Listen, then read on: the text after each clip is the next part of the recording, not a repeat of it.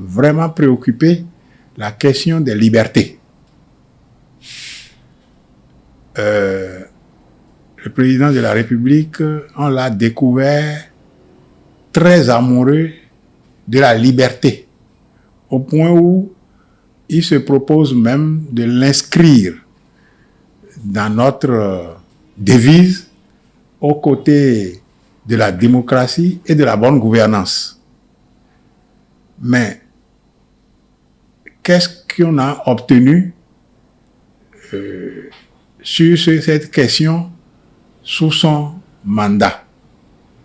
On a obtenu de nombreux prisonniers politiques, on a obtenu de nombreux exilés politiques, on a obtenu des massacres, on a obtenu une presse que le pouvoir veut étouffer, et la presse, les médias qui résistent ont d'énormes problèmes vis-à-vis du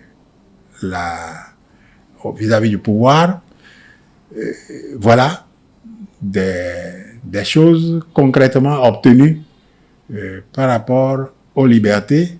Maintenant qu'on découvre le président amoureux des libertés, je ne sais pas ce qu'il nous promet d'autre par rapport à tout cela qu'on a déjà vécu. Quand c'est comme ça, comment est-ce que on peut accueillir sa promesse de faire hautement du social? Il avait déjà dit qu'il faisait du social. Et à quoi ça a conduit? Ça a conduit à la précarité de l'emploi, ça a conduit au serrage de ceinture pour les autres, sauf pour le clan au pouvoir, où les bruits qui filtrent de l'opacité nous indiquent que les salaires au sommet de l'État sont mirobolants. Donc, voilà à peu près ce qu'il nous indique comme ce que l'on obtient par rapport aux questions de faire le point. Si on fait le point, lorsque le président aborde des valeurs et qu'il les applique, on a des résultats complètement contraires à ce à quoi on aurait dû nous attendre.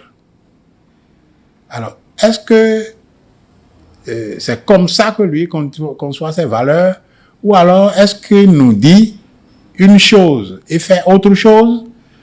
C'est à lui à savoir. C'est ainsi que maintenant, il nous parle de nous mettre ensemble et d'oublier les incompréhensions et les querelles provenant du processus électoral, des processus électoraux. Bon.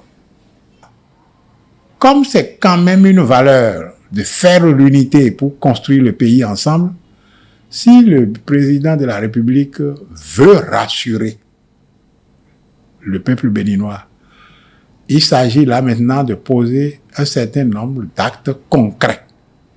Parce que, avec tout ce qui a été décrit ci-dessus, sans actes concrets, il est difficile de faire confiance et il est difficile de se réjouir de cette annonce. Les actes concrets qu'il faudra poser, c'est des actes qui permettent de se retrouver ensemble et de discuter, de rediscuter de notre mieux vivre, de notre vivre ensemble. Et il s'agira donc de libérer les détenus politiques, il s'agira de faire revenir les exilés politiques et il s'agira d'organiser ce que beaucoup d'autres ont souhaité déjà, notamment la société, certains de la société civile, le clergé, en l'occurrence le clergé catholique, que l'on organise un dialogue inclusif qui permette de nous parler, et c'est à ce prix seulement qu'on pourrait éventuellement, effectivement, se mettre ensemble pour construire le Bénin.